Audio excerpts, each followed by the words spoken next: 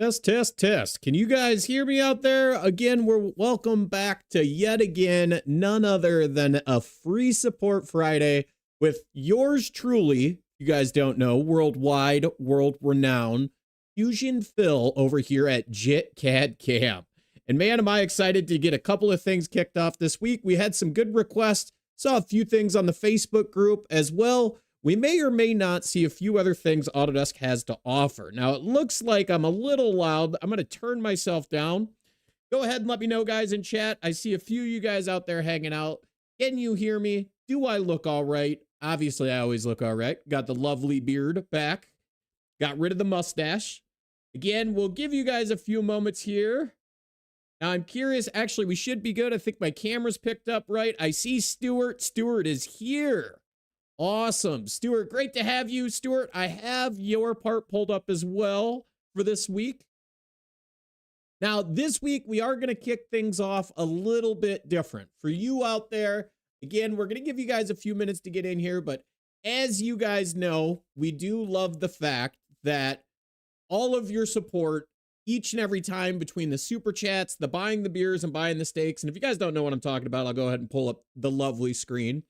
But as of Monday and Tuesday next week, we're going to go ahead and say that it is the Marine Corps' 250th birthday, and yours truly over here being both a veteran and a Marine, cannot wait to celebrate extra hard on Monday.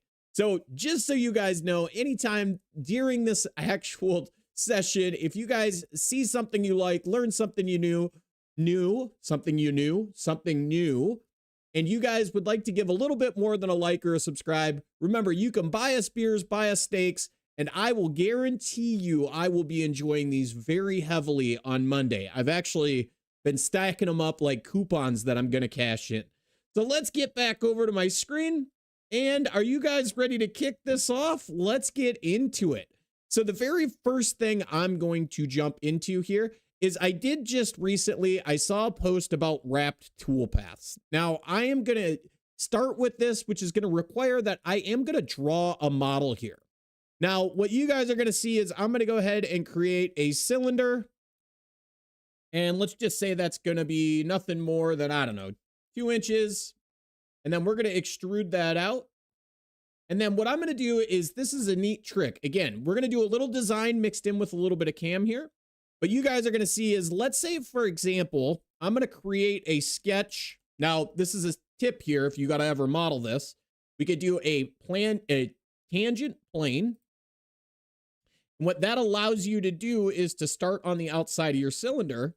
But let's say, for example, my customer has a kind of strange profile, or like a locking mechanism, as I would say. So we're going to go in, and then we're going to go over to the side a little bit. And you guys will see the bigger picture here in a moment, because I am going to do what's called an emboss. So as you're going to see, based on my profiles, again, we're going to go ahead and pick our face. And then I'm going to drag that down into my part. And as you guys can see, we are cutting a tapered kind of profile. Now, I boogered this up. I'm going to go ahead and jump back over to when we did our sketch, because I did want to do a piece of tubing. So give me a sec here, guys. I did see a question jump into chat. Give me 1 sec here. I'll get to your question. So it looks like Neps couldn't explain my problem last time, so you sent the model again. Awesome. I'll go ahead and take a look at that here at some point. We also got JC out there. JC, thank you for the Happy Veterans Day. Let me fix my extrude now. And then from there, again, as you guys can see, if you've ever had like a twist lock, anything of that nature, as you guys can see, how I created that profile again is I just did an emboss feature with my sketch. But I'm going to go and up the ante just a hair, because who doesn't love throwing some fillets in the corner? Now, the dilemma on something like this is when we go to manufacture it is upon doing a wrapped toolpath, you're going to notice that if your tool isn't compensating off center, again, I'm going to show you guys here in a minute, but if I go to manufacture, a lot of your problems are going to come from the fact that you are utilizing a toolpath that always points the tool to center.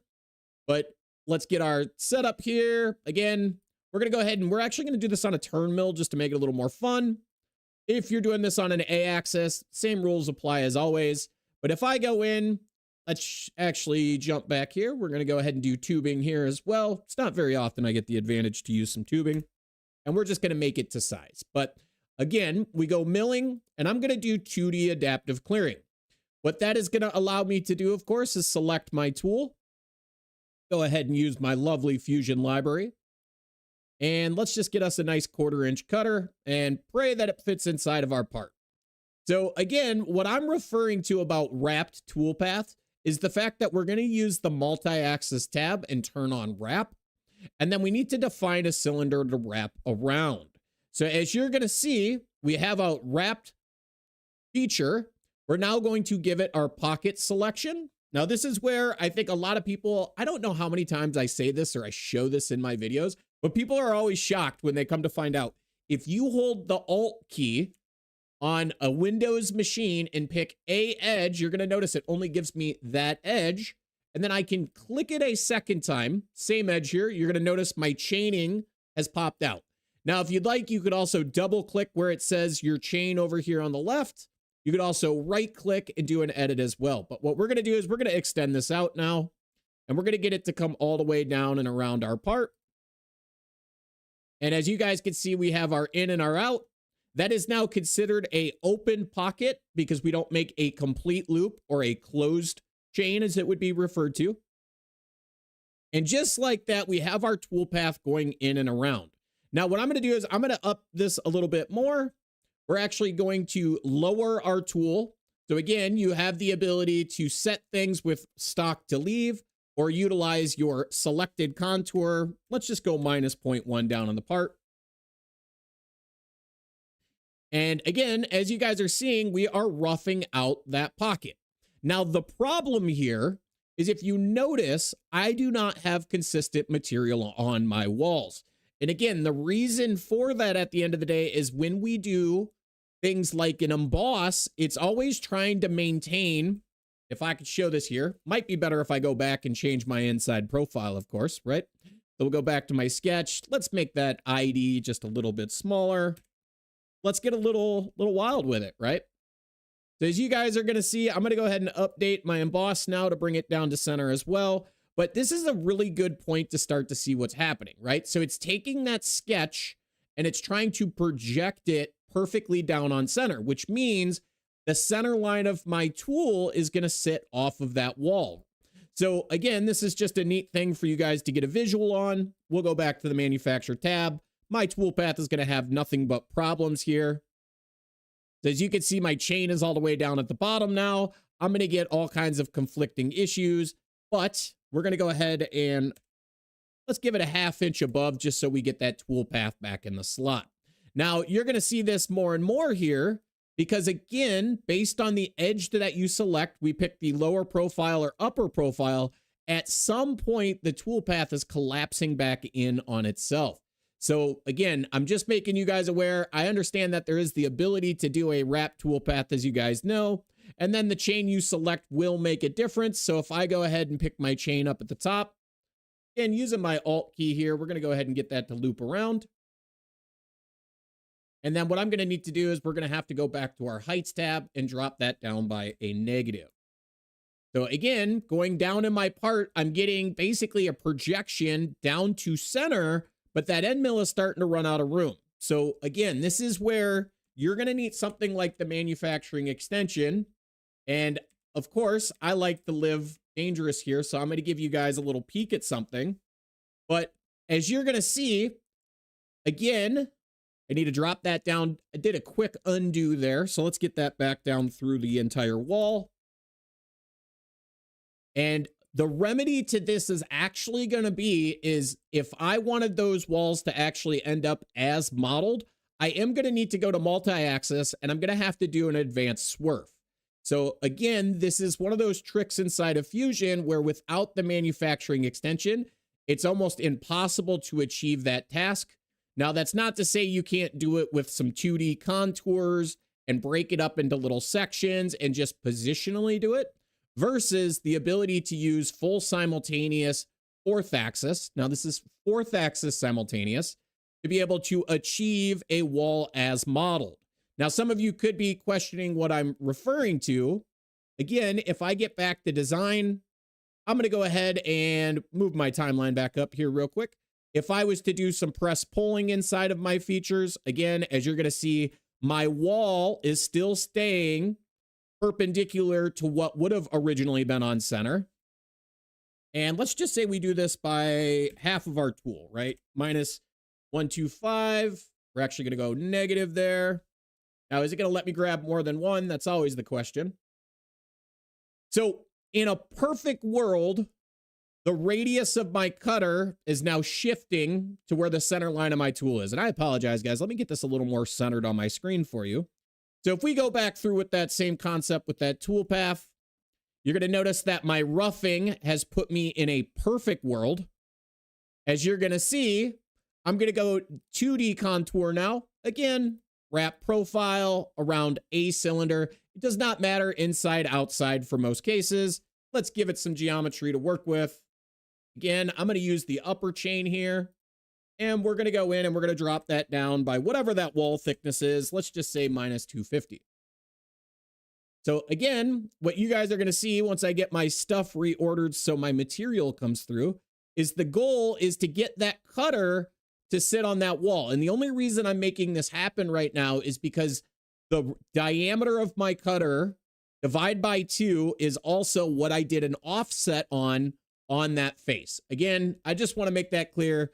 That's why you have things like advanced swerf, which would be a much better tool path to go through and utilize.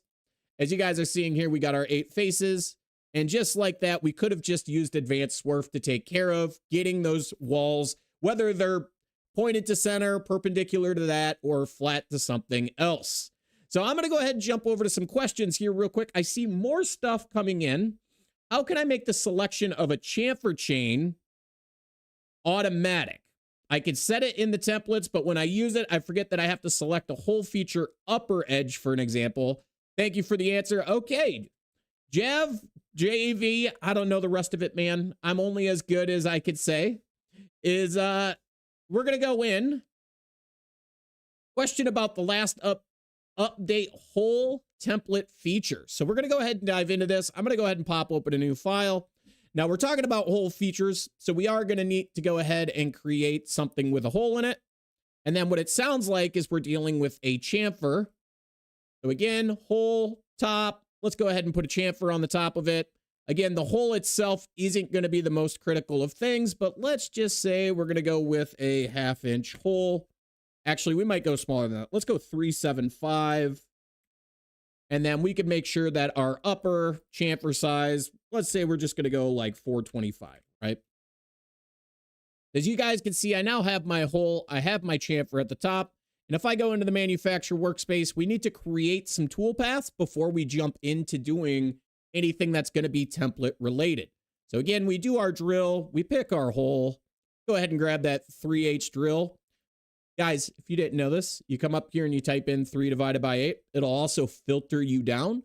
So as you're seeing me do very quickly, we're going to grab our 3/8 drill. Now, I am going to do a few more things here, and I can't believe how many people don't know this type of stuff. But you're not going to see this on this hole because the chamfer is so tiny. But due to where that hole is, we are still safe in the world of Fusion to wrap it above the hole top. And I could show this to you in the heights tab. Again, what you're seeing is that green right there is considered our feed height. So we are coming down to our feed height 200 above the hole top. Well, if the hole top was down in our part, you can risk crashing your machine. However, if you're really looking to pick up some cycle time here, let's say I only want to go 20 thou above my part. Again, what you're going to notice is we're now wrapping into our part when I hit OK. So again, that yellow line, we're hitting the stock. I failed to face this off. So again, this is a neat feature inside of Fusion that people overlook, where we can actually do what's called auto merge hole segment. And that is going to pull in the chamfer automatically as well with our drilling cycle. Again, we're going to go ahead and have to face off this part, of course, but I thought you guys would like that little tip there. So let's go ahead and undo that real quick so we can get back to a good drill cycle. And I am doing this out of order. but we're going to go back in with our spot drill. So again, good old default library, or actually I think I do not have a spot drill in any of my areas. So let's go ahead and go to the Fusion library and grab that 1/2 inch 90-degree spot. Again, I need to define my hole face that I'm utilizing for my spot drill. And just like that, everything is set. So if I go in and I store this as a hole template, now the problem with this is going to be, and I already know where we're going with this a little bit, but what I'm going to have is when I go to use my hole template, it's going to ask me for a face in order to drill and set things to. So as you guys are going to see, I'm going to save this to the local. And I'm going to call it my 2x drill bad, because I'm going to go back and we're going to look at a couple other ways you could do this to make a hole template work. So again, we trash the system. We right click on our setup. This is very important. You have to right click on your setup. We can go down, create from template, and I'm going to use my 2x drill template. Now, as you guys can see, what has happened is it's errored out and it says no faces selected. And with that, what's going to happen is I need to go through and actually change the way the whole template works. Remember, this is 2 toolpaths. Each has a different face. They're not both looking at the same face. So again, what I'm going to do is I'm going to undo this a few more times. We're going to get back to a known good kind of toolpath. And this is where what I would want on my spot drill is to instead use the chamfer. I'm going to pick the whole cylinder. And then I could actually set my bottom height to a chamfer width. Again, this is a neat feature here inside of Fusion that if we go to chamfer width 0, as you're going to see, that would be setting it so that I always meet the top ring.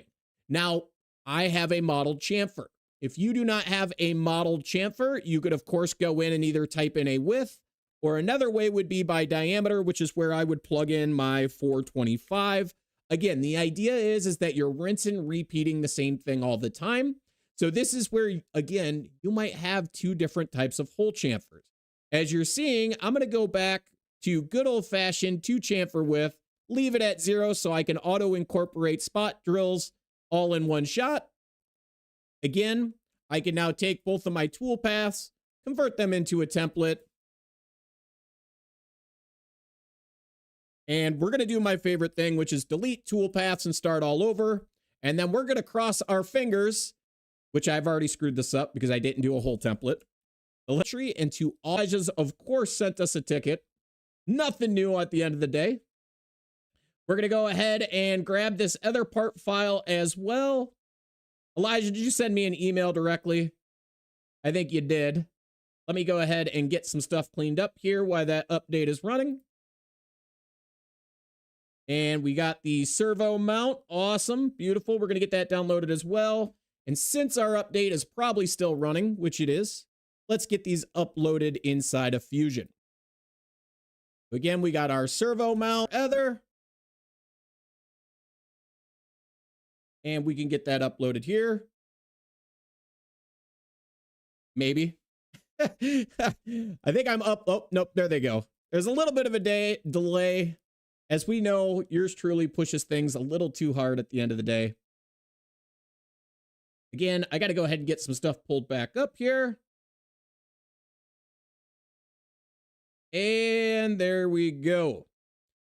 So right off the rip. All right. So we got a few other questions. Let me just run through these real quick. Make sure I'm not missing anybody. Also, thank you guys for coming out. I appreciate it. Thank you for participating in chat as well. As we're going to see here, I have a error nonetheless. Did I lose internet? Can't figure out corner. All right, let's see here. So when using a fillet / chamfer in a sketch, is there a way to select by window, or do you have to click on corners / lines? So the first thing I would tell you, Nimi out there, is never really fillet your sketch unless you have to. This is the first thing I have to refer to anybody and everybody, is you're going to want to make sure that when you're drawing or designing a part, again, let's go ahead and check some things out here. We're at 98%. I know it's a SolidWorks thing. I know other softwares do it, but what they're referring to is if I created this rectangle right now, if I went in and did a fillet in this corner, the reason why I wouldn't want to do this is because it's auto trimming my actual original rectangle. Now, the idea is can you highlight everything and then come back with the fillet tool? And you cannot. So this is one of those things that in Fusion, the automation for being able to fillet a sketch is not quite there. But what is there is if you turn this into a solid at the end of the day, you could then go in and fillet based on the corners in a little more traditional workflow. Again, based on a timeline at the bottom of your screen, this is going to work out much better for your organization as well as the way the part is going to calculate. Another thing a few people may or may not know, if you go in and you actually click a face individually, you can go in, of course, and set a fillet as well on all things corresponding to that face. Now, this is a tangent selection as well. A lot of different ways you could go through and set those inside of Fusion. So, Nimi, I hope that helps you out. I'm going to go ahead and jump over. We did get our update through. So, guys, I'm going to switch screens here real quick. Again, it is the Marine Corps birthday starting on Monday. As you guys are going to see, I'm restarting my Fusion in the background. I can't wait. I'm absolutely ecstatic. But outside of that, you can also feel free to support our channel at any time. If you forgot to crack the cold one, right? So should we say crack a cold one with the boys? Very rarely do we have any females in this chat, but we're going to go ahead and crack open a cold one. As you guys know, we're not going to drink a beer on stream. If you guys want to watch me drink a beer, maybe I'll do a private live stream.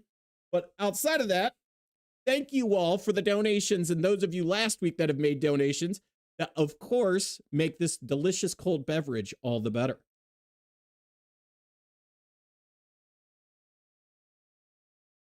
So, getting back over here, my screen is fired back up. Let's get the screen share back up. Again, we're going to get back into our free support Friday area. I'm wondering, is that bug known just because yours truly just went through and forced it to happen, or is this a common issue?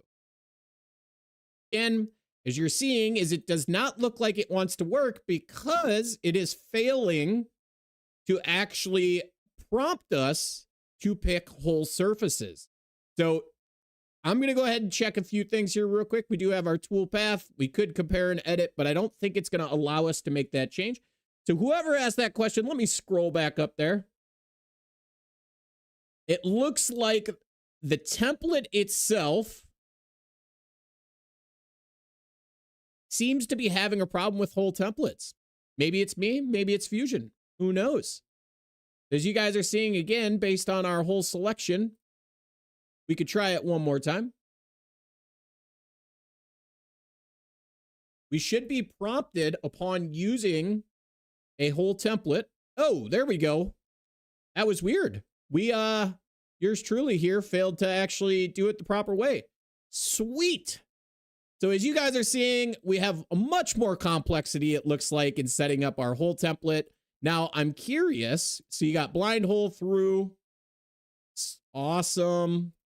You got chamfer, cone. Man, they are getting way too fancy with this. This is a new update. I'm assuming. Let's go ahead and check. We did the update. Where's the what's new article? Is this a brand new feature? Am I going to have kits? There is a lot of good stuff, which means next Wednesday, I will be covering this in my next live stream.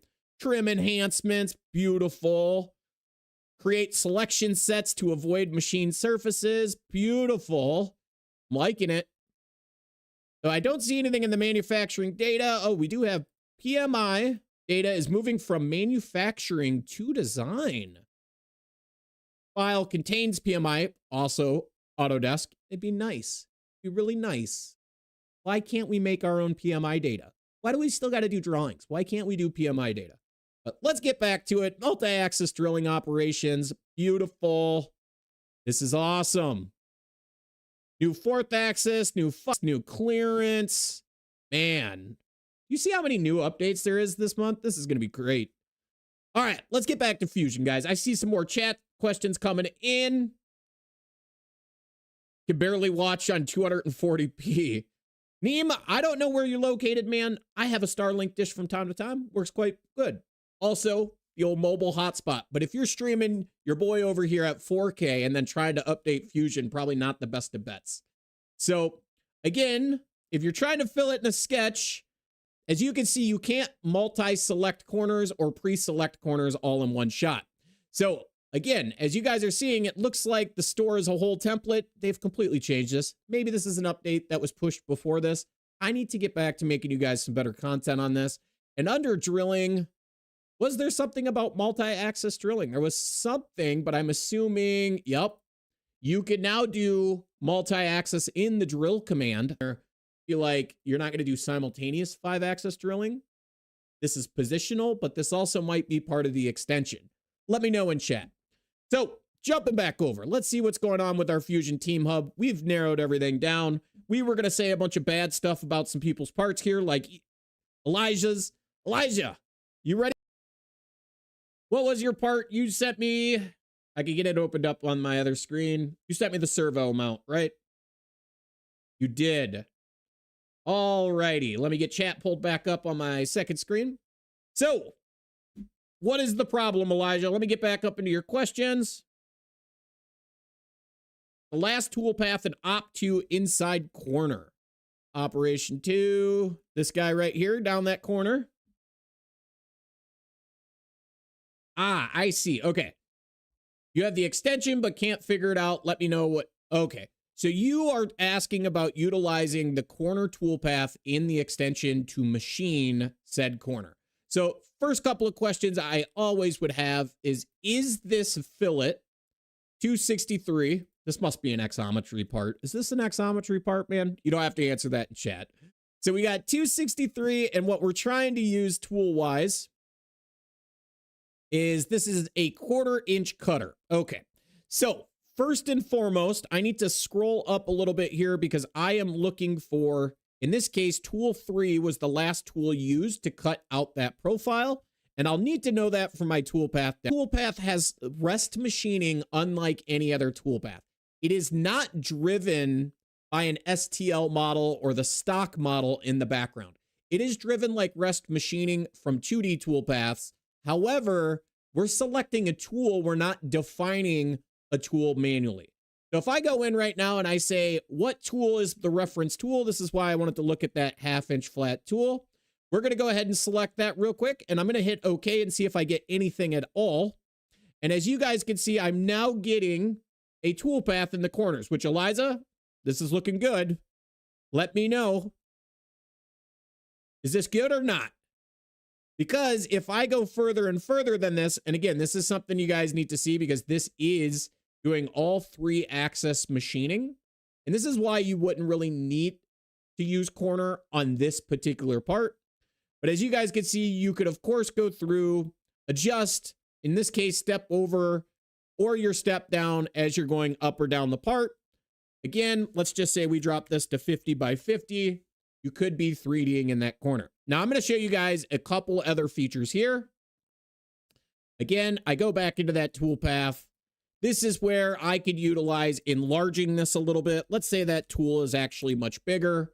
By enlarging my tool by default, we'll get a much larger blue line collection as we're going to be overlapping that corner a little bit more. Now this could take a second to calculate. There it goes. And now you're seeing, again, it's extended our blue lines. We've ended up with more blue lines, of course. We'll have to go back and make some more adjustments. But this is where, as Elijah's question is his concern is due to the length of the tool and chatter that coming down in this corner, he could have some problems. Now, a few people may or may not know this trick, but this is a pretty heavy step down to be expecting good results from, in my opinion. There is also the ability that instead of utilizing step downs here, I'm going to go ahead and turn off the step downs. So we're going to go ahead and we are going to do finish passes. We don't need leads on finish passes usually. We are going to possibly repeat finish pass. I got my little helper just ran in here. You guys are wondering, and she's gone again. So let's go down. Let's just go ahead and make this very easy. We're going to turn off quite a bit of things to start with. including roughing passes, multiple depths. And then we're going to jump over and we're going to turn on ramp. So this is going to be funny to some of you guys, but by jumping from one to the other, we could actually utilize possibly ramp to 3D down this part. Now, the sum of the ramp height and the vertical lead-in radius is higher than the feed height. I love these error messages. We're not going to ignore that. We're going to go back to our feed height. Again, we're model top 0.1. We're here. We're 0.1 above plus a vertical lead. Again, very simply, I could go through and I could either lower my vertical lead, things of that nature, but let's just start with a 0.2 here, just so we can get our toolpath on our part. Now, we're not getting any ramping right now, which ramp profile or kind of like a zigzag down our part. So again, this is one of those areas where we could change our toolpath. I do like the idea of somebody out there saying utilize a 2D bore in the corner. Now, the problem with the 2D bore in the corner, I'll show this to you guys. So again, we're now helixing down in that corner. Is on my operations, right? Is you could see in this corner, I still have this big nasty little bump that's coming out. So it's not as simple as just an in and out to remove that cusp. And bore, although would work, if we hit this part with a full 3D contour, by default, I always hit OK and see what I can get. And then as you guys can see, we're going all the way across the part. This might be, again, one of those scenarios where we actually say rest machining, and then it's running in and out of that corner and utilizing that to cut things out. My internet keeps cutting out. Let me see if I can fix that real quick, guys. I think I keep kicking my problem. So internet keeps cutting out. What does the video post so I can rewind and use ramp? So as you guys are going to see, I think my internet should be straightened out. Let me know. Am I caught up? Everything cleared up? I don't want to keep going if I have to. I'm going to wait until we can see that you guys have caught up, and then we can restart this whole section. Give it a few more moments here.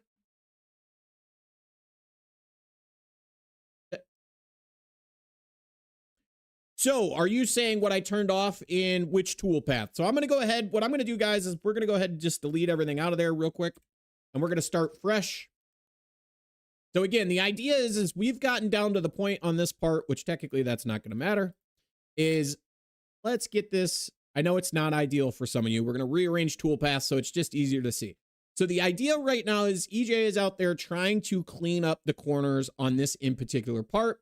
Now, there was a lot of things that were brought up as to trying to utilize a corner toolpath. Again, if I go corner, and I got to swap out to that smaller 1/4 inch tool, and then the rest machining of corners requiring me to put that tool 3 in there. And what you're going to see is, again, because this is a simultaneous 3-axis toolpath, it wants to basically move around and follow the surface. So again, as you guys can see, that pattern on our profile could be changed by all means. And if you guys didn't know, we could change this now that we see blue lines. We go to the blue line passes tab, and then we could say we want to go across and across. And as that, we should be leveled out to the world. Actually, we're going to have to go along. I'm always backwards. So let's go along and along again. And we should see some horizontal toolpaths. Again, it doesn't look like it cleaned it up that much. This is why on a vertical filleted corner, I don't think it's worth the effort to utilize the corner toolpath. Plain and simple. So from that, awesome. Tim, thanks for letting me know that I'm back to running normal. So from that, this is where I pivoted gears. Now, somebody made the suggestion of using bore. Now, the reason why I wouldn't use bore, I'm going to go ahead and delete the toolpath I have, is again, we go in 2D bore, and you could use circular too. And the reason for that is a circular just steps down in Z and then runs XY versus helixing. Again, we're going to go through and pick both corners, and we are going to go to that smaller 1/4 inch cutter. So again, what's going to happen when we machine this part is you're going to notice we still get these nasty little cusps in either corner. This is where I start to think to myself, well, I need to be able to lead in off of the surface and back out. This is where I could actually go in and do 3D contour or 3D ramp. So again, 3D contour, we hit the OK button and we get a toolpath. As you guys can see, it's going all the way around my part. Not the biggest deal. So let's start with my favorite. We run down our list, right? It looks like we got blue lines a little bit more than what we would like, but we're happy with that. So we go down, we start things like rest machining from our previous operations. And again, we see what we get from that. And then we can adjust further and further. So as you guys can see, due to rest machining right now, we're getting a pretty good quality toolpath in the corner. Now the linking itself, not the best. BWC, great to see you out there. The red, the greens, not the best of scenario here. So this is where, again, we could do quite a bit with this actual toolpath, just based on yours truly's tried true and true system of, is it a where? Is it a where, how deep? Is it a how? Or is it everything that's not blue, right? So we go to the everything not blue. Maybe we just do a plunge. And from there, you guys can see we can pick up a completely different toolpath. Again, in and out, in and out, in and out. Now, the reason why I like to just pick a toolpath and go for this is because I can always right click, derive my operation. Maybe we look at what ramp is going to look like here now and see what kind of results we got. So again, ramp, completely overkill. We're going to go ahead and check out what is wrong with ramp. Again, we don't have rest machining in ramp. So that's one thing that's going to hold us back right off the start. However, again, I wouldn't be Fusion Phil if it wasn't for the fact that I know all these cool tricks, right? This is where I would start to do, again, one of my favorite things is I would start with the fact that on our silhouette, we would like the tool to stay inside the boundary possibly. And what that is going to do is naturally trim a lot of that toolpath out of my way, right? So from here, I could take it one step further. Again, maybe EJ just wants to run across that surface and he's actually just going to machine all the all 5 walls on this part. That's fine. Again, I could go down and this is where you could actually say avoid surfaces. And the surfaces I'm looking to avoid might be just these 3 guys right here. Again, we get another trimmed down toolpath. As you can see, we're running in and running out on that profile, but it can get better than that. I think a lot of people forget that there's a way to flip-flop things, right? And some of you have seen this in my videos where I say, don't machine the model, only machine specific areas, right? So again, if I go through and kind of flip my system around, as you see, I have the green versus the red. Now we get, again, a very similar toolpath, but just like that, we're getting it narrowed down. But at the end of the day, because we're lacking rest machining and ramp, it's not a realistic 3D strategy. So I think I would still at this point go back to the idea that 3D contour may or may not work out really, really good. One other thing is originally he did have just nothing more than a 2D contour toolpath. From that, he was doing things like multiple depths. I would for sure start looking at a much smaller multiple depth on a part like this. Again, we could use rest machining to trim our toolpath automatically based on that 1/2-inch cutter we've already used. Again, getting us back into that corner. Pro tip here once again, guys. If you lie to it and say the tool is much bigger than that 1/2-inch, it'll auto extend it out. So in this use case, I think EJ, you were down the right path. I think you failed to just kind of follow through with it a little bit more. As you're going to see, we're going to go ahead and change our heights tab now, right off that top surface.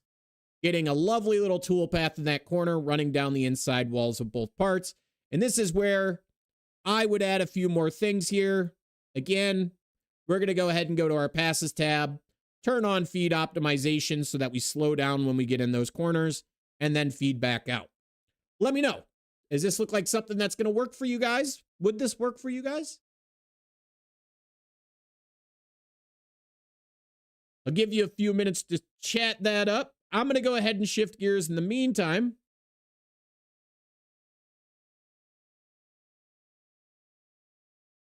Let me get back down. And let's take a look at this other part that we had submitted. I feel like we were going to look at op2 rear, but we're going to go to cam problem here real quick and do some evaluation. I know this is the 3rd week in a row this part has been displayed. We haven't got to it. It's quite the teaser. Maybe I should hold out. Should I hold out for a beer donation? No, I'm just kidding, guys. All right, let's see what we got. Other than a bunch of red, I know Halloween's over, so you could start to put the Christmas lights up, guys, but we don't need a bunch of red NC formats on our part. As you guys are seeing, we're boring out the center. Not too shabby. Personally, in my opinion, I might look at doing a little 2D adaptive clearing or 3D adaptive clearing for this. And then we're doing a parallel toolpath. Actually, that's not parallel. That is flow to blend that top fillet. Again, I'm not here to roast your guys' stuff. I know it sounds like it. I definitely, in the back of my mind, love to do it. But you don't always have to use some of these toolpaths. Again, there is things like a blend toolpath that would work really good on stuff like this. You also have the geodesic toolpath, which has blend in it. More surface driven. Not a big deal, right? As I tell most people, a lot of people get scared of even getting a toolpath on a part, and then they have all kinds of problems from there. So what we're looking at is, in the case of this part, we see the gouge in here. Good job on cleaning this up. I appreciate it. But as you guys can see, based on our lead in and our lead out, we have all kinds of problems on the part. So, EJ, I see you out there with a question. So would I drop the RPM on that tool? I would say. I'm not trying to, I just want you guys to know before I make my next statement, I am not telling you guys to go buy, and I'm not advising you because, again, at the end of the day, I don't want you guys to have a bad experience and come back to me. But this is where things like G-Wizard Calculator and HSM Advisor are very, very powerful when you're dealing with long stick out tools, reducing step downs, changing feed rates, all of that. Worth every penny at the end of the day. I've used them both. They both have applications. One is better than the other. They both have applications that are so-so, but it is a great tool to add to your shop tools. Again, a couple $100 to save a couple hours of time will save you every time. You have HSM. Again, it's been forever since I've looked at either one of them. As you guys know, I just ride a desk pretty hard nowadays. I'm going to pull up HSM Advisor on my other screen here real quick. And if you guys are wondering what I'm talking about, again, a lot of these have the ability to go in, change your depth of cut, update your width of cut, all of this stuff, and then it will tell you RPM numbers. Again, I'm not telling you guys to go spend all your money at the end of the day. I'm just telling you these tools exist. They are great tools to have in your toolbox. Another one is, like I said, is G-Wizard, right? Is it still G-Wizard or do they change names?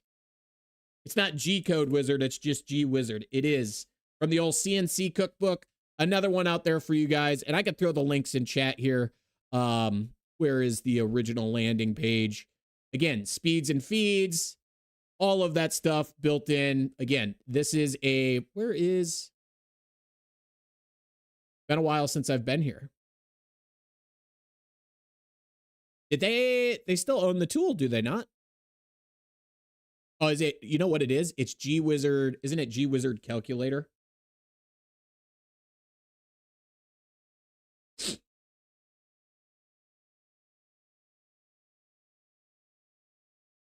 I guess I'm just not scrolling down far enough, guys. Sorry. So again, G-Wizard Calculator, you're going to see it's very similar. You set your speeds and feeds. Again, as I like with the whole G-Wizard side of things, again, you have tool deflection calculations, stuff like this. Very handy when I was doing a lot of mold making type stuff, right?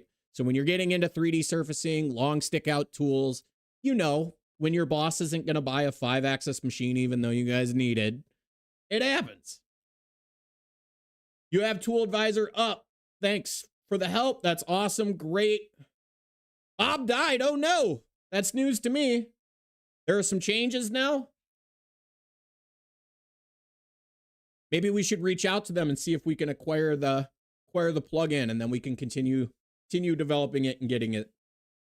So, again, the issue here is basically the lead in, lead out based on the toolpath.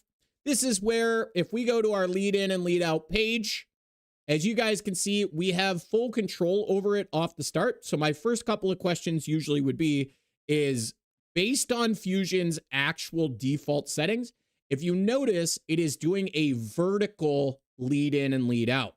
Now, this is to be debated as to how you could adjust this, but I think a lot of people haven't realized that when you get into your retracts and things of that nature in the Heights tab, especially in your multi-axis toolpaths, you have the ability to possibly change how you clearance and avoid stuff. Now, one thing I want to point out here is by default, you're noticing these are pretty standard menus, right? Highest of, stock top, your pretty traditional stuff, right? But if this was a 5-axis toolpath and we go back to our Heights tab, we now shift to like plane spheres and cylinders.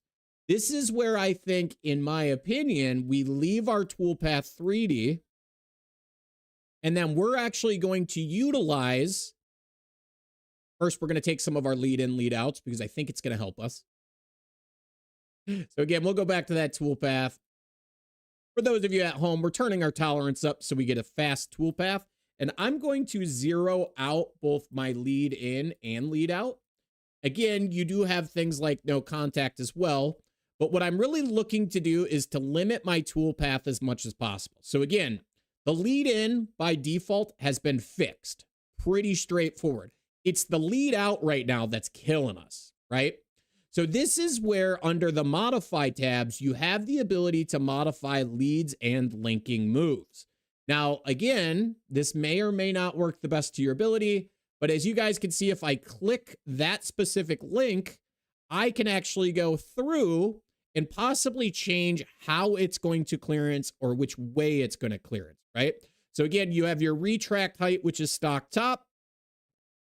Now we also have another clearance height. And then lastly, we have the ability to possibly use something like a cylinder based on a selection. It's been a while since I've had to make these adjustments, guys. So I'm hoping, keyword hoping, and then we are going to go based on that selected point. So now we have our cylinders here. That is our clearance. We're actually backwards here. Let's get our clearance back outside of there. Bring our other one in. And let's see what we get right off the rip.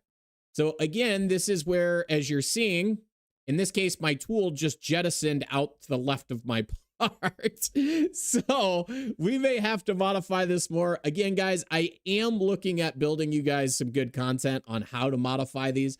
But I just wanted to point you down into a little different path and a little bit different thinking than what most people may or may not know at the end of the day, based on what they're familiar with, right? So again, if we go ahead and go back to our setup Z, based on a plane, there's a lot of other settings outside of that as well, which could help. Again, we have the ability to adjust anything and everything on that toolpath to get it in and out of our part a little bit different. So again, you guys let me know. Is this pointing you in the right direction?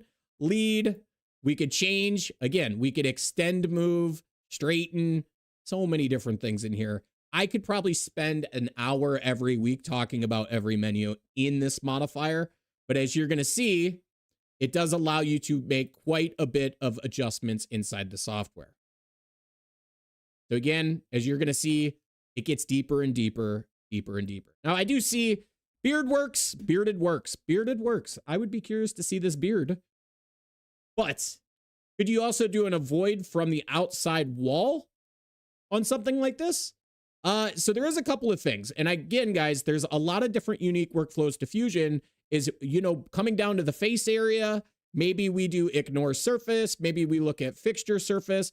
Some tools we have is the ability to also adjust things like gouged surfaces at the end of the day. I would also recommend that because of the profile that we're using, so let's see how we have this defined here real quick. We're actually going to undo what you have by default. You do have ignore surfaces turned on. We're going to go ahead and flip back to machine surfaces, boundary, and let's see what we get and see if we can't get this fixed without getting too far in the rabbit hole of the linking moves. So as you guys can see, we still have our retract problem at the end of the day.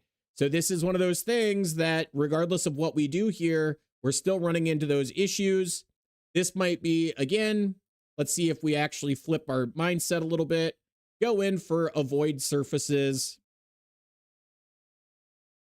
And we're going to give that a few more surfaces there. We're also going to go ahead and let's just get our cylinder inside work as well.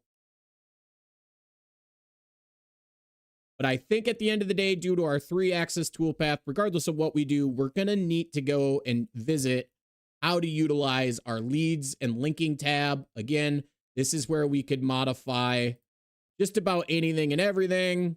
These are lead outs. Again, you can vertical, you could set them to horizontal, extended moves, anything and everything, right? So as you're seeing, if I went through and I said, let's just say 15 versus 90, again, it doesn't look like we've tilted them in. I would have to play with this some more. In the meantime, let's go ahead. I'm going to check the ticket system. I want to make sure that nobody's sending in a ticket. Let me get back to it. You guys are now pointing out something that's very, very needed for some actual good content to be able to modify and adjust. I don't see any new emails. I don't see any new tickets.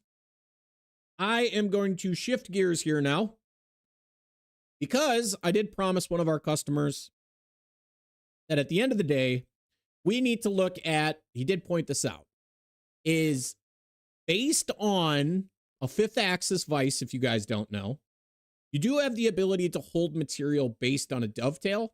Now, at this moment, I do not have any content around this, but it also did actually bring up something that kind of made me laugh, is if you did not have a set of nice, pretty dovetailed jaws, and I say that, let's say, for example, you made your own custom ones. There's a lot of different ways to do this, but I want to point out that in our video content, we have ways to build a parameter vise.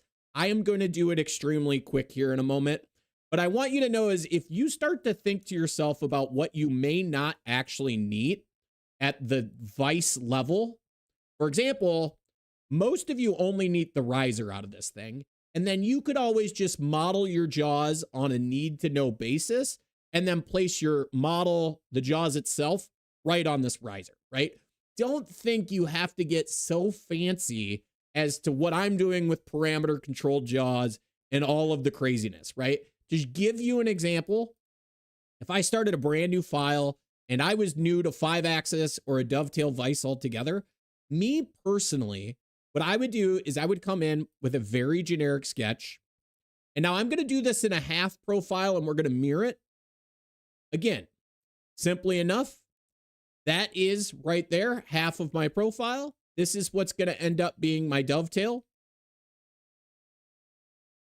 It is not. I'm backwards. Give me a sec here. So we're going to do it this way. Actually, I could do it off this corner. You guys will see this in a minute. I just want to give you guys a little bit of a fancy thought process. There's a reason why I'm going inside versus outside too, which I'm going to draw both of them just to show you. And then from there, I am going to need the jaw itself to hold it. So if I do another rectangle back the other way, now I didn't necessarily need 3 little rectangles in here. Again, the idea is to get you guys thinking out of the box, right? So if I undid this and I do this second rectangle, what I'm looking for is basically drawing that dovetail, right? So if you guys are really kind of scratching your head right now, wondering what in the world I'm doing, watch how fast this turns into a stock plus a jaw, right? So again, I go up. I'm going to do an extrude. I'm going to pick what I want to extrude for my stock. I'm going to go symmetrical. And then from there, I can repeat extrude. Again, grabbing that original sketch. And then I'm going to grab that undercut lip. Again, you do your symmetrical if you wanted. And just like that, in a matter of minutes, I have generated 1/2 of my vise, right?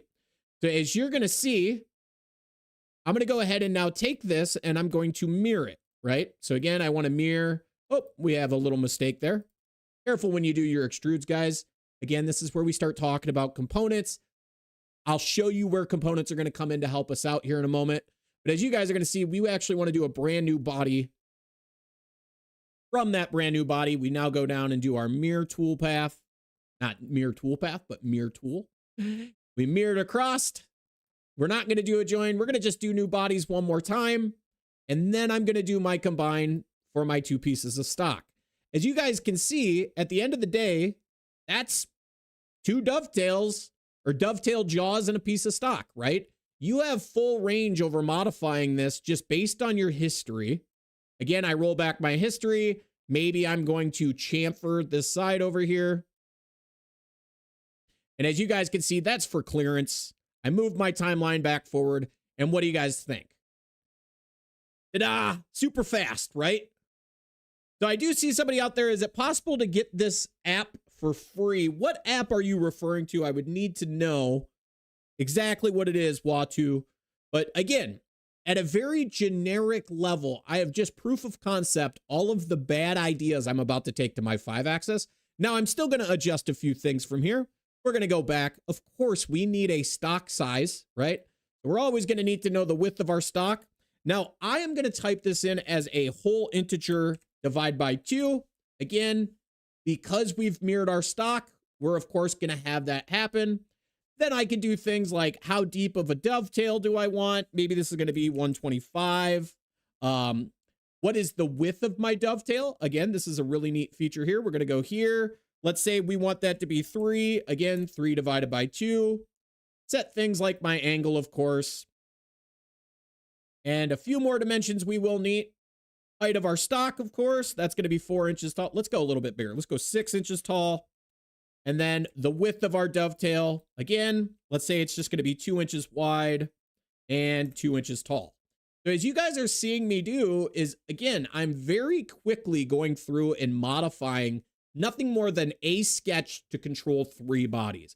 Now, we did get an error. That error is just because we got a little too crazy with our dovetail angle here. Actually, I should say our chamfer, our clearance. But just like that, I've really sped up the process to go through and just generate some type of fixture holding. Again, as you guys may or may not be able to guess, I could adjust my extruding now. Again, neat feature here. You can go whole length, so you don't have to be doing the old divide by 2s. Let's say we're 7 inches long here. Dovetail width, we're going to go total width. And I think that's going to go on a 6-inch wide dovetail. And away we can go. Now, my recommendation to you guys out there would be, of course, at this point, we convert things into components. And then I'm going to label whatever one ended up as my stock. This just makes life easier as we progress. So I'm going to hit save here. Again, this is now our jaws and stock. And we're going to get back to our dovetail vise. So as I was telling you guys, is you could strip this down to just be a very minimal item. As you'll see me do here, I'm going to do it the lazy way, which is we're actually not going to save. Let's go ahead and undo what we've done just so we don't have to deal with anything extra. So I'm going to derive out just the base of this guy. And what that does is puts it in its separate file. As you can see, I ditched everything on there. That's not going to make any differences. And then from there, I could, of course, insert my other items and get them lined up and set up for machining. So again, this is a down and dirty way to do this. But at the end of the day, it still works out quite well, right? So again, as you guys can see, is I could get my dovetails set. I could have something that I could use for machining. I can then have my work holding and everything else. Now, let me know if you guys want to see me actually go through and do it the way that we recommend with parameters. You guys are going to have to tell me in chat. So what should we do? Let me know in chat if you guys want a little more advanced version. Pompey boy, great to see you out there once again. I just see awesome in chat. Did I miss something? So we got advisor pulled up. There are some changes now. Okay, we got that one. Is it possible to get the app for free? Fusion. So at the end of the day, you can get a hobby license of Fusion, I believe is what it's referred to now. That would allow you to learn it, do very fundamental things. However, I usually do recommend for most people out there, if you're obviously here watching my videos, you're here for one of two reasons. You're either here to learn, to better yourself, or you're stuck. But at the end of the day, I would highly recommend looking at a commercial license just to get rid of any headaches or problems along the way that you could face, of course. So Elijah now needs help and advisor.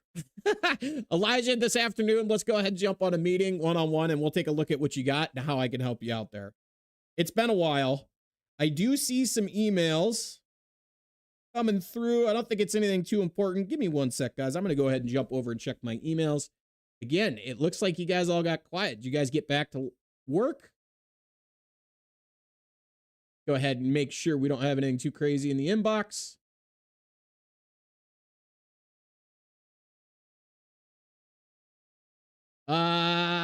Stuart, of course, now sent us an image. He gave us the breakdown. Yep. So it looks like Bob passed away in 2024.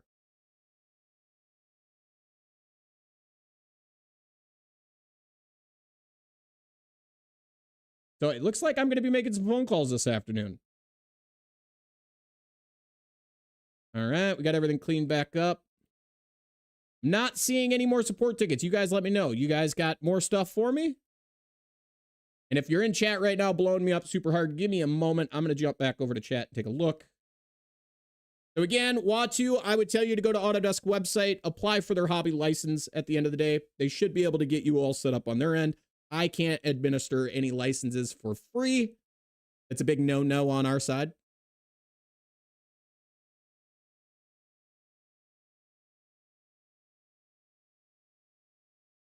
The multi-turret lathe option. Tim, are you referring to your upper turret, lower turret, or are you referring to that awesome machine that somehow has a tool carousel that changes tools onto a turret? Sure, no problem, Watu. You need to go to the Autodesk website. I think I could pull it up here.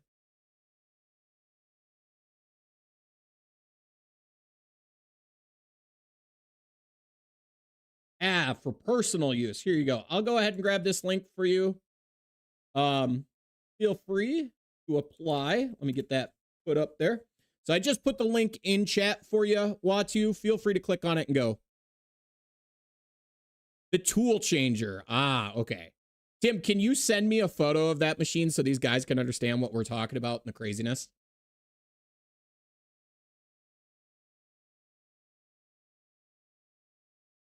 Or send me the model number. Maybe I can pull one up.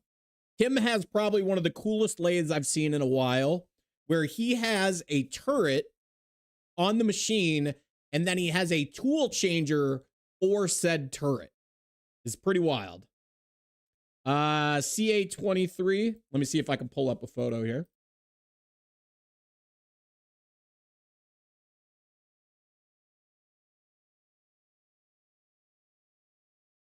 Be nice to just be easy to grab a image here. But it's going to be tricky to show off your fancy tool changer on the backside of the machine. That's what I'm trying to figure out here.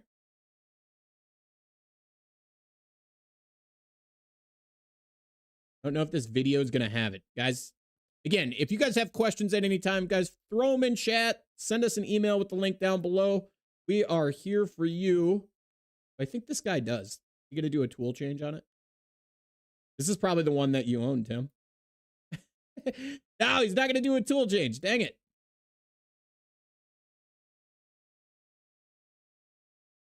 So let me do this. I'm going to pull this over onto my other screen. You guys can see this, hopefully. If you're looking, I don't know if I can get to the website a little bit better. Here we go.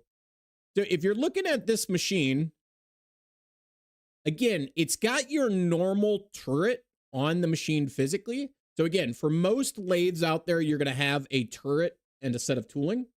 And with that, Tim's machine, at the end of the day, as you're going to see, so Watu, again, is what you're seeing on the website is that is a personal license versus a trial of the commercial license. So again, based on the machine now, this is where it gets fun, is he has the ability with a tool change door on the back of his machine will open and then it will swing in and place additional tool holders in this turret. Again, the only way I could say it is he's got a tool umbrella in the back of his machine and a tool turret on the front. And as you guys can see, his tooling here, it's all based on a tapered fixturing system, kind of like a Cat 40 on a machine. It's nuts. It really is nuts. And Tim was approaching me because his machine basically utilizes kind of like a 6-digit tool offset, right? So as you guys are going to see, he has what we would refer to as pockets on his turret, but then he has additional kind of pockets on the back of the machine. Or I'm trying to remember it off the top of my head, the exact way it is, Tim. But it's one of those things where we need to determine a tool offset is in a specific pocket when utilizing and controlling that machine. Again, the machine will auto tool change to the back and come forward. And I had some ideas on this. Now, I am going to put this out here. This is a first run through, a first idea concept that we talked about. Every tool on the back umbrella always going into the same tool pocket 10, for example. So I just want to put that out there. Again, I think it's 2 sets of 10 is what he's got at the end of the day. But anything that is above 10 will basically always go into pocket 10, right? So what I'm going to do is we're going to jump back to Fusion here. Again, I don't see you guys out there asking for better content on the dovetail vice fixture thing. You guys just must be happy that I just drew a couple of little square rectangles and made it work. So you shoot an email. Yeah, well, you could put a link. I think you can post a web address in chat. Can you not? I know I can, but I'm the admin, right? But let's get over to Fusion. We need to look at doing a lathe part, of course, to make this actually buildable. So in the meantime, I'm just going to whip out super fast part. Maybe. Oh, that was weird. All right. So let's say we have a good old fashioned, my favorite, a bushing. And said bushing has a shoulder. And then said bushing is going to also have a flat area. Pro tip here, guys. Click your center line, convert to center line. Makes anything that you dimension off said center line now in a diameter mode. And my favorite, 1, go 3, and lastly, maybe 4 to the outside, right? Pretty comparable to Tim's shop. So again, we got a part length here, 4 inches long. And then we are going to add a flat here that's going to be 1 inch in. And the distance to the flat is going to be 2 inches. And then last thing we're going to do is we're going to just coincidence this bottom rectangle in. Now, some of you are probably questioning if I'm losing my mind. And well, yes, I am losing my mind. But you're going to see this go from some rectangles to a round part very quick. I want to warn you guys as to what's happening here. This is a bore through my part. This is what we're going to extrude later as a flat. But basically what we're looking for is these 3 rectangles that you see are going to bake the actual original part. So again, you pick our areas. I'm going to hold the control key here because when you have a center line sketch, it automatically spins your profile. And then because I'm not a liar, we're going to go ahead and hit our extrude. We're going to come back to that sketch. Symmetrical once again. We could also say everything wants to be extruded. And then from there, we could do a lovely little pattern. Now you guys are wondering, I'm using rectangle pattern, but again, I have the ability to swap pattern types here. So from that, we go feature because I can pick my extrude off my timeline. I can then pick my center of rotation. And then from there, we could set how many we want. What is it? A lovely 6 hex head at the end of our part. So let me know, guys. You just see a very fast part, down dirty and easy. Now, for the fun stuff. What we need to do is get some tool paths on our part. Let's go ahead and get our setup. Turning. Always the wrong direction in Z because, well, I draw my parts the wrong way. It happens. So as you guys can see, we're going to go in and we're going to apply a couple of lathe tool paths if we were going to make this part. Using none other than the trusty good old-fashioned Fusion library. OD rough. We're going to hit this one more time with an OD finish. And just like that, we've more or less got our actual physical turning portion of this part done. Now we can go back and we could do, of course, our milling, adaptive clearing.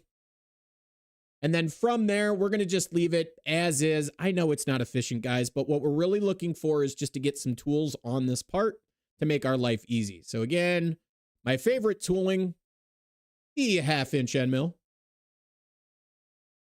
And now we got some roughing in play. Awesome.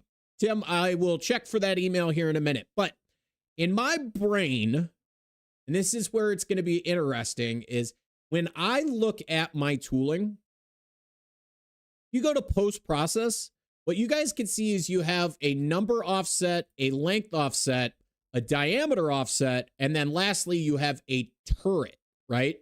So this is where I think what we could do is we could do some Hollywood magic where we can utilize something like the tool number and turret number collectively together. So let's say we go back to that concept that this tool is going to come in pocket 10. So this is where I'm going to say turret 10, even though technically I get it, guys. It's turret 2. And again, we're going to add a little bit more realism here. Let's just say we're starting off with a tool 15. And when we call 15, we're actually going to slam it into pocket 12, right? Now, as you guys are going to see, I'm going to go back to my other tool here, and we're going to edit that tool as well, because we do need to get this set up where tool number 1, of course, is going to sit in turret number 1. We are utilizing the word turret as pocket here. That's all I want you guys to know. If you've ever used like newer equipment, it might put tool 5 in pocket 11 and this, there, everywhere. The fast tool change procedure. We are utilizing that concept, but we are forcing pocket numbers based on turrets, right? So if I go ahead and take my 2 tool paths here, and if I've ever learned anything over my years is we're not going to utilize adaptive clearing here. It's going to be a lot of G code. What we really want is just nothing more than a contour simple tool path. And that is because we are going to probably have to do some stuff with the fancy dancy debug tool. So as you guys are going to see is I'm going to take my 2 tool paths. We're going to post-process these. We're going to go to my favorite post-processor that has bailed me out of so many problems is by choosing a location. If you go down to the default library, if you guys didn't know, there's Autodesk's post. What you're looking for is the export post. And the one you want is the export CNC file to Visual Studio Code. Now, of course, I've got this saved up here at the top where we know I use it all the time. So what this is going to do is this is going to dump out all of our G code in a file that allows us to automatically push it through a post processor. So there's our post. Again, as you guys are going to see, we're going to have to save our design. Yours truly out here. I'm terrible at saving. It's just going to haunt me. You guys should see it when I'm at the end of today and there's like 27 tabs up here and it's just like save, save, save. One of these times I'm going to get a pop-up that says, maybe you should save this file. Or I should change my preferences, right, guys? Because you could change them to auto save on close. So the second thing I'm now going to do is I'm going to go back and post those same tool paths again. This time I need a post processor. Well, in this case, this is a Fanuc turning post, if I remember. We're going to go down to our Fanuc posts. As you can see, we have a basic Fanuc post. I'm going to copy that. Again, you're going to place this wherever you plan to place it. We're going to put it in the folder that I am going to hopefully clear out one of these days. And we're going to go out and we're going to select that post, followed by hitting the little pencil. The reason why you need to copy and paste your post is because you cannot edit a default post processor. But now that I have my post popped out, I'm going to make sure that I have the Fusion plugin installed. Again, highly recommend it. It's how you get this lovely color coding. Autodesk, can we fix this so that it also recognizes .min files automatically, please? If not, tell me how to change it on my end and I'll make a video. So what we're looking for, CNC selector, only available once you have the Autodesk Fusion plugin. But from that, I have what's called now custom. and I posted out file 1001. So if I go in and click that, one, we're getting an error. Missing toolpath is not supported by the post configuration. So again, this is one of those scenarios where we're facing is because this post doesn't have live tooling, I may need to either activate it or choose a different post processor. So give me 1 sec here real quick. We're going to go ahead and see if there is live tooling. A lot of this is commented out, which means this is probably going to be a pretty bad time. Let's see if there's a quick way to do it. If not, I'm just going to go back and grab a different post processor. So give me a sec, y'all. We are going to go back. We're going to go to my other favorite post processor, which is the good old fashioned DN Solutions post, which I think I have in here. I do have in here. I just wanted to check on something here. DN, mill turn. This one's already been butchered, so let's go back down to this one. Again, we're going to edit. What I'm looking for is good G code, right?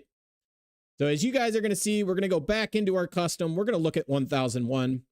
And now we have good G code, which is where we wanted to get to originally. And this is where what I need to do is what I'm looking for is my tool callouts, right? So as you can see, by default, we're doing tool T plus tool format tool code, right? So this is one of those things that if we double click a couple of times, we're going to get to possibly either where it writes that or where, as you're seeing this get or not get current tool code is right here in our code, right? So again, as if you didn't know, or if maybe it's hidden a little bit, we could Control F. And as you can see, we have roughly 5 instances. But what's happening is this line is looking right up to this line. And you can see tool.number times offset factor plus compensation offset. Now, what does that mean for you guys? So offset factor in this case is probably either 1,000 or 100. We're going to check it out. But what's happening is tool number 3 times 100 plus compensation offset. That's what we're getting as an output. Now, you guys can change this. You can customize it. There's a lot of different ways this is done. But what I need to do more or less is change the way this is called out, or I need to, again, edit the way it's putting those numbers together. I just want to show you that on every post, it's a little bit different. So if we go back to a Haas post here in this case, I should also have in here somewhere to be butchered. Haas Next Gen. I don't see the Haas turning in here by default, so we're going to go grab it. Haas. Let's say ST. Actually, we're going to have to go with something with a Y, just so we don't have any problems here. Again, I'm going to edit that post processor, re-spit out that debug code. And of course, this one, unsupported machine direction for bore. Let's see here real quick if there's just a hot swappable control setting. Got secondary spindle, chip conveyor. Live tooling is true. Let me just verify something here real quick. Oh, this is where I'm almost getting in a rabbit hole, but I think I know what's going on. Is it's my turret number is causing the problem. See if we can find it here. Yes. So as you guys are seeing, variable turret equals 1. You have a completely separate piece of code being put out. So we might have to add a whole nother variable about if turret equals 10. Again, this is a quick fix to what we're trying to do. And it's a different way to look at how we could post-process and cause these things to happen in real time. A lot of different options here to be able to change. So again, variable turret equals 1. We could have did a variable turret equals 10.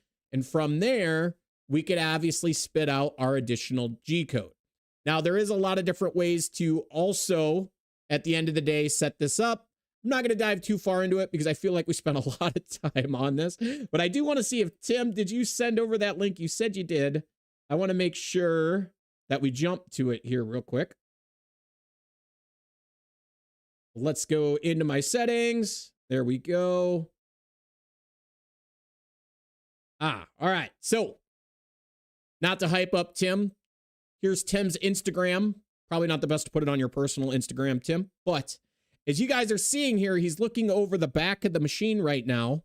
And if we go ahead and hit play, you can see, like I said, is it's got a tool arm and a more or less tool umbrella over here to the left that comes down and swaps in. So when we were looking at that other photo, we were looking from the front of the machine. This is the machine we're looking from the backside. So again, Tim, this is one of those ones we could send us a support ticket. We could dive more into this. It'll be a lot easier when I'm not online in front of everybody. But just like that, you can see that he's got like a tool arm and a tool changer on his already installed turret. Probably one of the coolest things I've seen in a long time. I'm going to go ahead and jump over.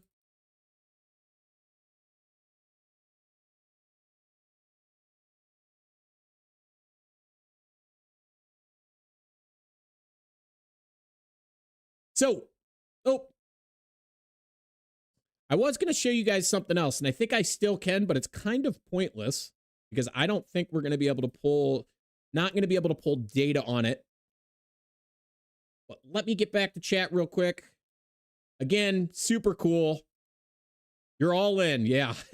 It's one of those things. I get asked a lot of questions out there about like new live tool lathes, and then you find out you got to rebuild tooling and all this kind of crazy stuff. And then Tim's out here using a machine. I think what year was that machine built? It was like a 1985, 1990. And it's like that time frame of the weird 90s when people were just trying stuff to see if it would work, right? The only downside to it is that you can't tool arm a tool in while the turret's in motion, right? So you do have to prep for it. So what I am going to show you guys, again, real quick, I don't see a lot more questions coming in, but you guys didn't know, Autodesk does offer live machine monitoring. Oh, wow. We got good old OBS pulled up here. Give me a sec here, guys. I got to get stuff moved back around. Hey-o. There we go. So you do have the ability to get Fusion and Autodesk set up for live machine connection. Now, it's kind of funny here. Pre-warning on this. This is actually coming from a shop down in Florida that I was on site with. As you guys can see, is they do have their machine settings still. However, all their machines are on Wi-Fi. And if you know anything about CNC machines and Wi-Fi, there's always something that goes wrong. But they're trying to get them hardwired. But the neat thing about this is if you wanted to monitor your machines in real time as well, you can have the ability to actually do your file transfers all through a system. So some of you guys that are used to the old RS-232 port days, we can actually get you set up on our side. Again, super neat to be able to pull your reports, which mine is going to bug out here. But as you guys can see your machines uptime. Are they running? Do you need to go change out parts?